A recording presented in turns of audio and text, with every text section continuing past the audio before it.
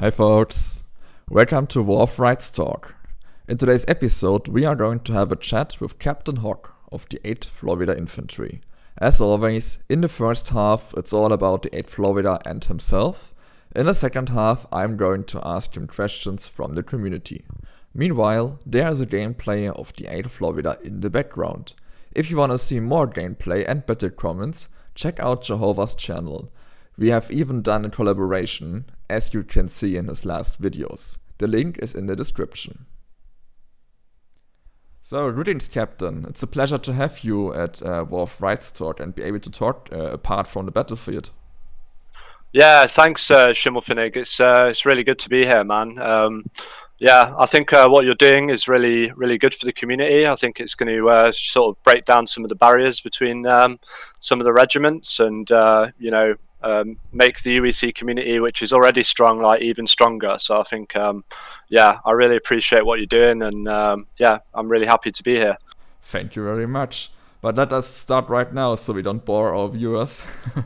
As a starter, I believe the community would like to know something about you personally, so feel free to tell us something about yourself, like how old you are, where you live, where you maybe come from, and what's your profession and educational background, of course, apart from being a War of Rights captain.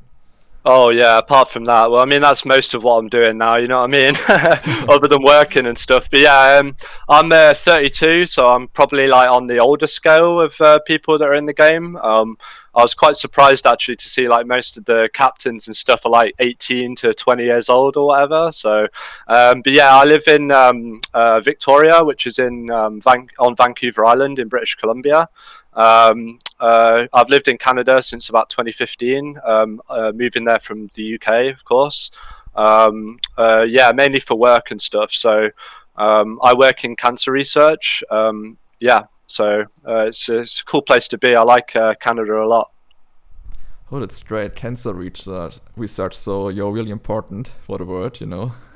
Yeah, I wouldn't say that, but yeah, I think it's a good thing to be in, man. Yeah, you know, I think it's one of the best things you can say on parties to impress everyone. Let's say, does anyone ever said initially, something and bad to then you after you told them that you work in cancer research? I think it's best to start.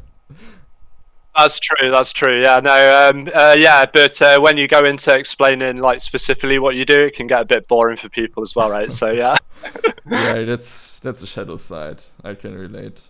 Yeah, I mean, you know, one thing I really like about. Huh? Oh yeah, so I've done. So I did an undergraduate degree in Leeds in the UK. Leeds is a great city, man. Like it's my favourite place to be. Then I came to Canada to do a master's degree when I was on the East Coast. And then after that, I was looking for work, which was quite difficult because at this time it was during the coronavirus pandemic, so there wasn't much work going. But I was very lucky in that I was able to find a job in British Columbia. So that required me to sort of drive across Canada on my own, which was quite an intimidating experience at the time. But it was also an amazing thing to do as well because you know I got to see a lot of the country, and you know Canada really is a beautiful place to be. You know what I mean? So yeah, it's really good. Oh yeah, never been there actually, but it's always one of my favorite targets to. Oh man, I've got a there. couch for you, bro. I've got a couch for you, bro. If you ever want to come over to BC, mate. Sounds really, yeah, good. I'm thinking about this. But you mentioned the coronavirus. Let's go from good things to bad things. What's the situation right now in Canada related to the coronavirus? Yeah, it's a bit of a mixed bag, really. I mean, you know, generally it's been a lot better than places like the UK and the US, where people have been really struggling with it. But it's sort of caught up with Canada a little bit, especially on the East Coast in Ontario, where I used to live. It's a pretty serious situation now. But I'm quite lucky in that I'm on Vancouver Island in British Columbia, so because we're on an island and there's like one ferry in and out, it's kind of been a little bit sort of protected in that way. So generally, it's not been too bad. But obviously, like the place I work in a cancer unit at a hospital, so we have to be very, very careful with it, right? Very careful because obviously we have a lot of immunocompromised people in our workplace and stuff. So yeah, but generally it's been pretty good in Canada, like much better than the UK and the States, for example. Yeah, Yeah, it's a good place to be. That's for sure.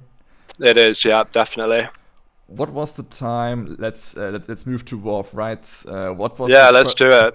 What was the first time you noticed the game War of Rights, and how did it get your attention? Oh yeah, so I can't even remember how long I've been playing now, man. It feels like so long. Like I think I joined the game basically just before it came up on Steam. So I donated to like the captain level, so I could join in with the alpha stuff. I think skirmishes had just been released, but it hadn't gone on Steam yet, so it's still very like early days at that time.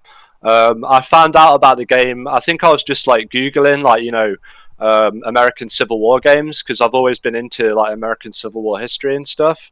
And that's when I sort of found out about it in the very early stages. And I just saw the game and I was immediately fell in love with it. Really, I mean, ever since I was a little kid, and my dad showed me the Gettysburg movie when I was like about, I don't know, like 10 or 12 or something.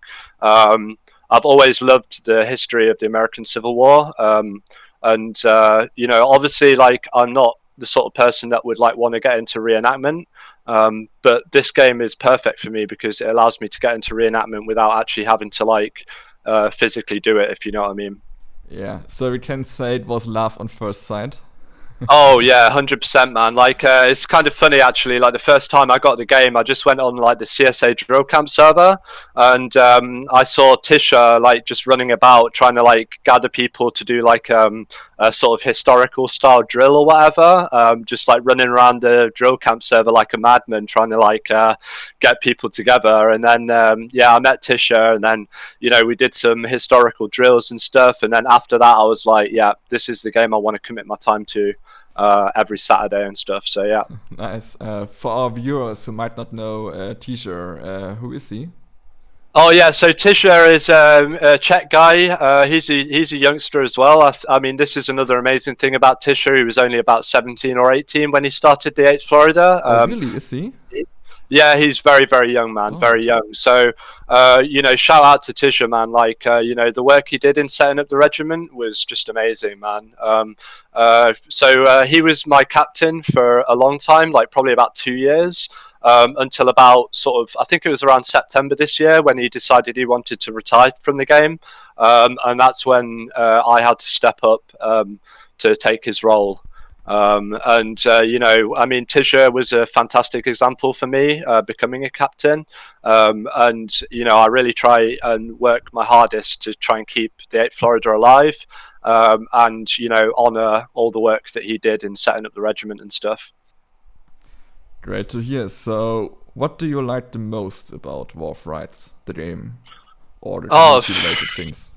Oh man, there's like too much to say, really. like I mean I just love the sort of the team orientated nature of the game, like like with your guys in your company, like you win or lose as a company, you know what I mean. Like everyone has to be on the same page, and that's really the main thing I like about it. It's not like one individual person can like swing a battle. It's a combined effort from everyone, and this really leads on to what I really like about the 8th Florida is that we're an international community, so we're made up of people from the Czech Republic, from Germany, from England, from France, Sweden, all these different places. We're a very diverse group, and I just think it's so cool that, like, despite having such a diverse group, we can all come together on the weekend and have a really good time together, and play a good team-orientated game together. Yeah, great answer. What do you dislike about War of Rights, or what other contents you would like to see changed in the next updates? Yeah, I mean, the development of War of Rights has been kind of challenging at certain points because, like, obviously when they were developing artillery, like, they had to kind of focus on that for a very long time. So there was about a period of like the best part of a year where regular updates weren't really happening while they worked on artillery. And that was a difficult period for a lot of companies in War of Rights, trying to keep the interest up and trying to keep the recruitment going and stuff. But now, thankfully, the artillery has been released. The development seems to be progressing really quickly. One thing I'd like to see in War of Rights is them increasing the server size.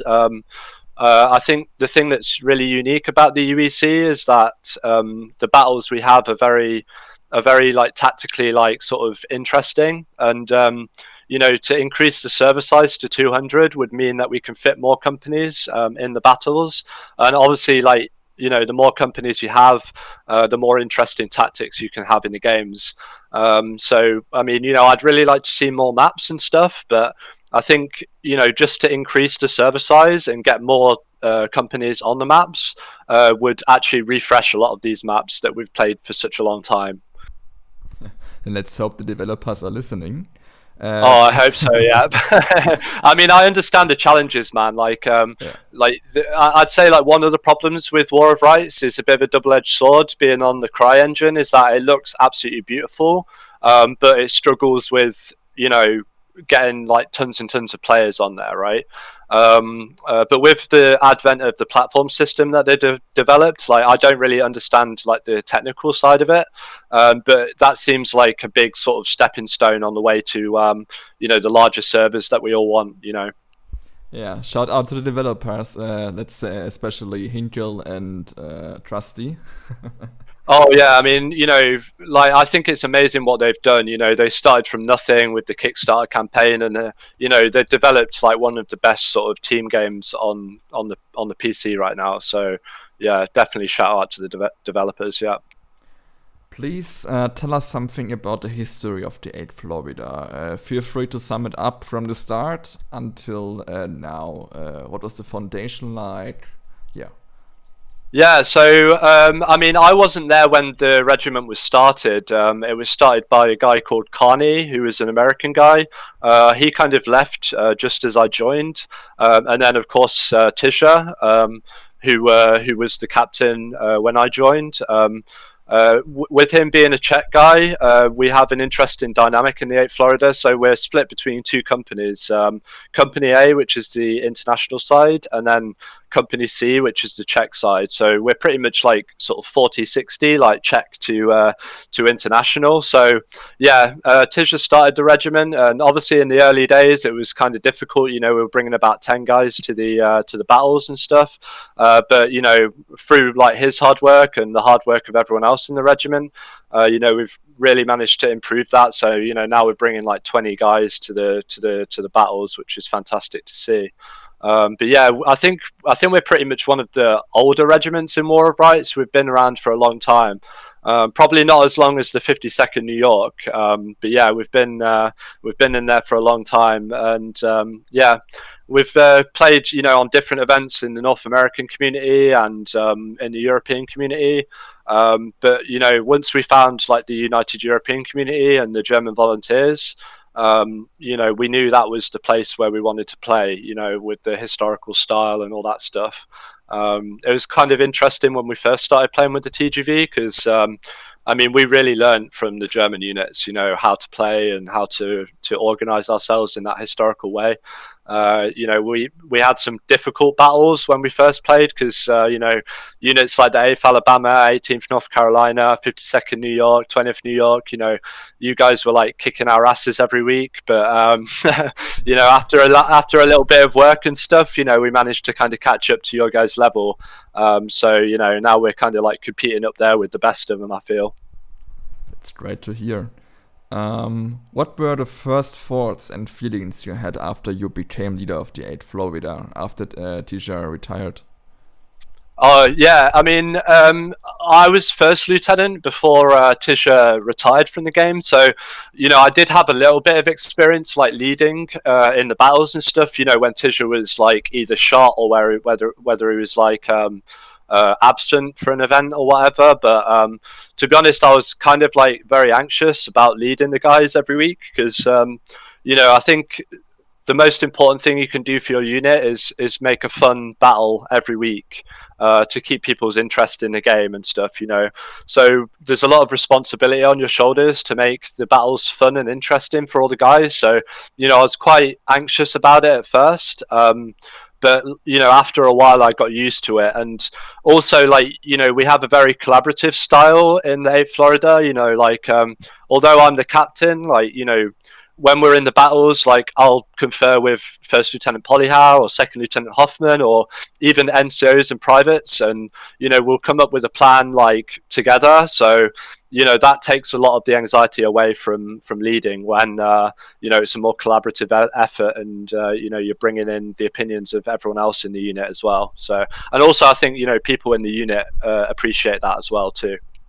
We've talked about the internationality of the 8th Florida. How do you manage playing War of Rights regarding the different time zones? We talked about that you live in British Columbia and you have many Czech guys in your unit. Yeah. I mean, it's a bit challenging for me because, like, I think the events start at like about 7 or 8 p.m. for you guys in Europe, but for me it's like 10 or 11 in the morning. So yeah, that can be a bit of a challenge. I'd say, like, the language barrier can sometimes be challenging as well. But that's why we really allow people to use their own language. The Czech guys especially, they have their own channel on the Discord when we play events, so they feel free to, like, talk to each other in Czech and stuff. But we play our events using English mainly because most people can understand that as a language to use in events. So it is challenging, like I said, but it also has its benefits too, right? Because I just really like the fact that we're such a mixed group, and we can all come together and have such a good time, and also I like the fact that I can get to meet people from different places and stuff. I mean, it's kind of a shame that I'm not still living in Europe, because I would love to visit some of the guys I've met in the unit, like either in the Czech Republic or in Germany or wherever. Nice, you're always welcome in Germany.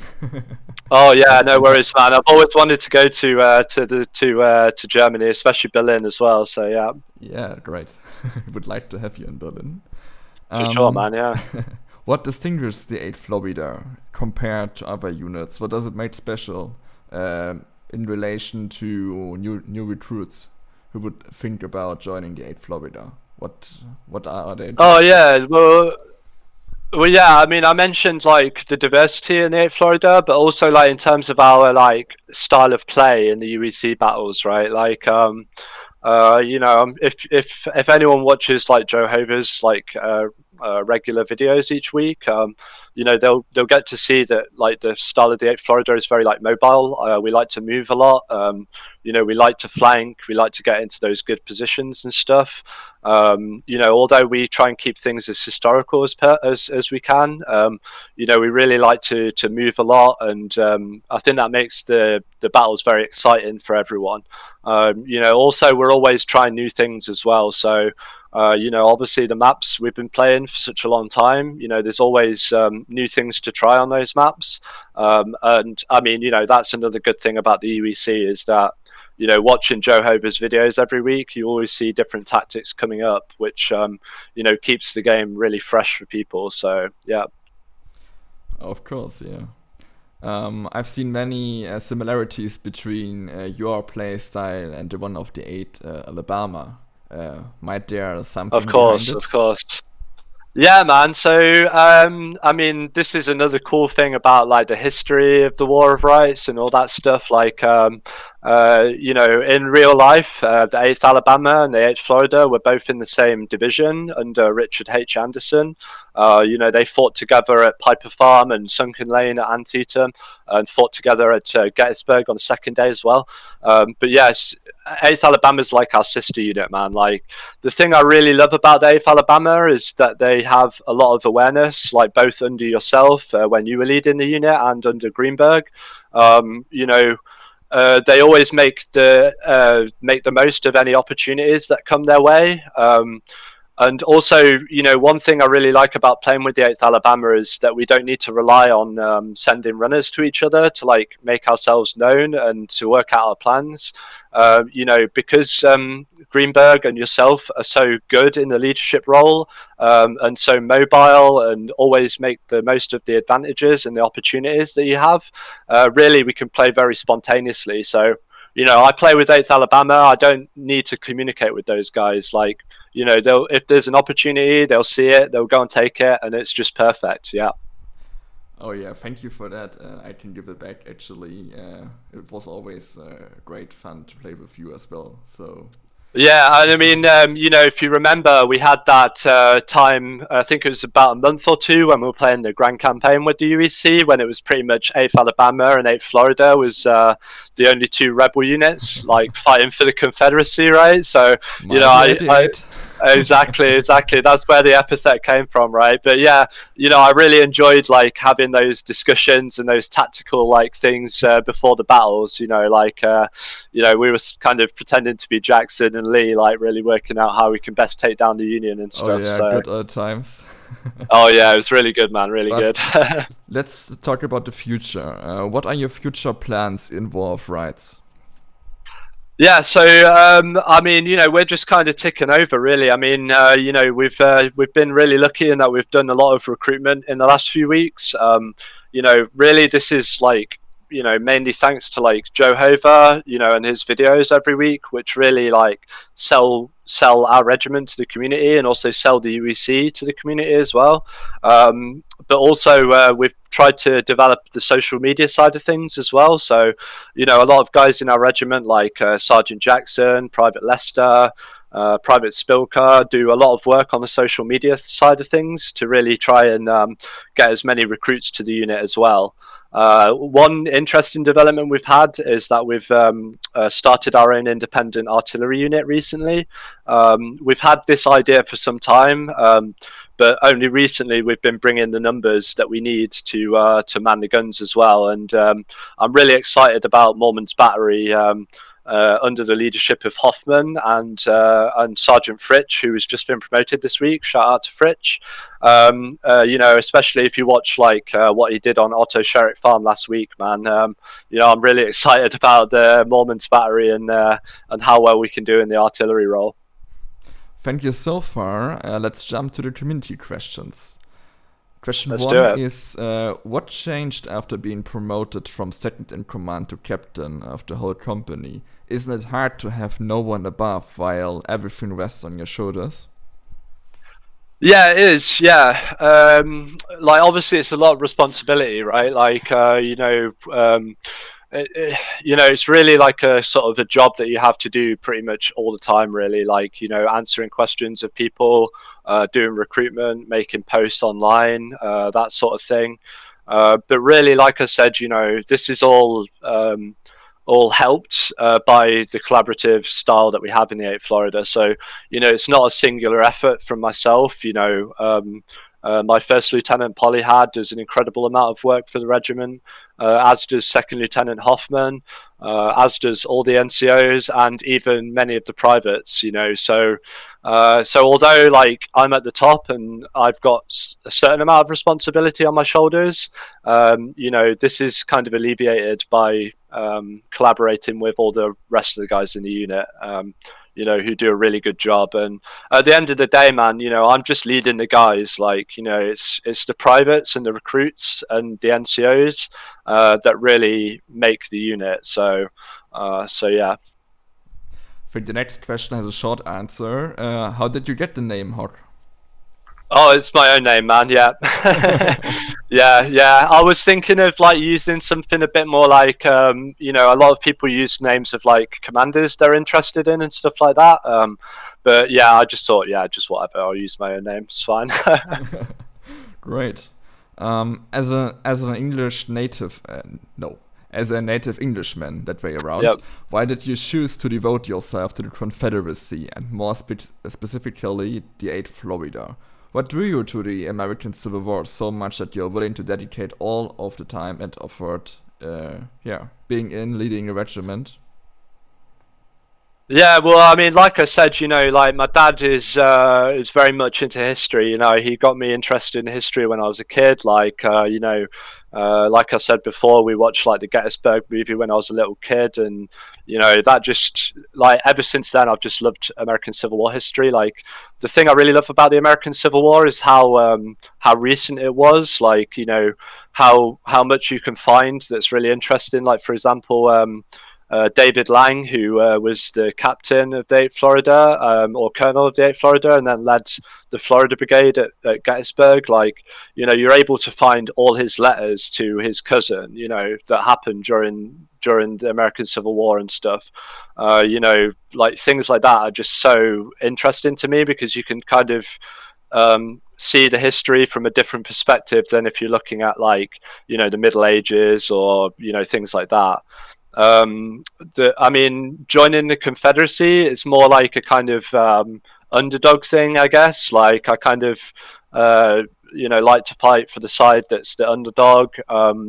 Also, like obviously the Confederates had the best generals as well. You know what I mean? Oh yeah, I know what you mean. But yeah, I mean, in terms of the 8th Florida, it's interesting because I didn't really know much about the how much the Florida contributed to the American Civil War. Like, the 8th Florida, they fought in pretty much all the major battles on the Eastern Theater, which was something I didn't know. I knew more about like Virginia or like Georgia or North Carolina, for example, or South Carolina. So that's been really interesting for me to like join the 8th Florida because they were in all the Eastern Theater battles, but at the same time, the history of them isn't like as obvious, if you know what I mean. So yeah. Yeah, we talked about Confederate generals. What made you the commander you are today? Oh, yeah. I mean, so yeah, that's an interesting question. I'd say it's just like when I get two options, like a safe option and a risky option, like I always tend to go for the risky option, and sometimes that pays off, sometimes it doesn't pay off, but at the very least, it makes it interesting for people in the unit, right? So like if there's an option of sitting and waiting, like or going for an aggressive flank, even on the defensive maps, I'll always go for the aggressive movement. And it really pays off on certain maps when like the Union doesn't really expect you to do something that you do. So yeah, I mean that's really one thing. But I mean, if you look at like Jackson in the Valley campaign, right? Like Jackson said, like it's always better to expend sweat than blood, right? So we have a bit of a joke in the 8th Florida that it's always leg day in the 8th Florida because we move so much, right? But the movement allows us to play well. So yeah. That's really Yeah, where I took a lot of inspiration. I think the 8 Alabama might think the same way. Yeah, of course, man. Of course. Like, okay, it's fun to like sit there and do volley after volley and stuff. Like, that has its appeal and that works best in certain situations. But at the same time, man, like if you don't like go for the big moves and you don't go for the big flanks, then you're just kind of giving the initiative to the opposition. And I always like to have the initiative, because then you can dictate the engagements and yeah, that's an important thing, I Yeah, think. my guys. I think my guys are still hating me for having to walk that far distances in such Yeah, sometimes. exactly. Yeah, yeah, So yeah. I mean, sorry, it makes it difficult Alabama. for everyone. It makes it difficult for new guys to like keep organized. When I'm sort of going at a million miles a minute, like giving orders quickly and stuff. But this is why we have such good NCOs in the 8th Florida to keep everyone organized and stuff like that. You know what I mean? Yeah, perfect words as a finishing. Thank you for being on my little show. Is there something you want to say finally to our viewers, to the world?